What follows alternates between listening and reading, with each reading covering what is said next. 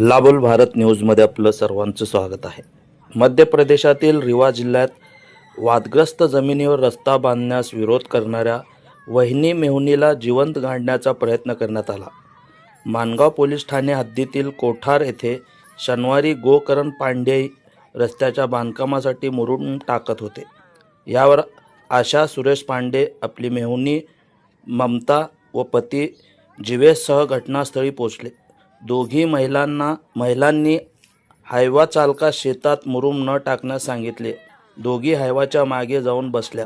दरम्यान चालकाने दोन्ही महिलांच्या अंगावर मुरुम उलटवला। यामुळे दोघीही मुरुमात गाडल्या गेल्या।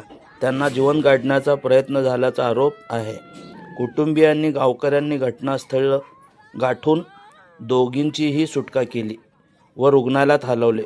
दोन्ही पक्षांमध्ये अनेक दिवसांपासून जमिनीचा वाद सुरू आहे। पोलिसांनी आरोपीविरुद्ध BNSच्या कलम 110 अन्वये गुन्हा दाखल केला आहे।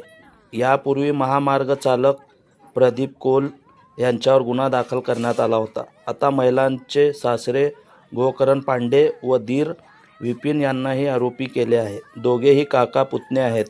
पोलीस अधीक्षक विवेक सिंग म्हणाले, विपिन पांडेला अटक केली असून आरोपी फरार आहेत।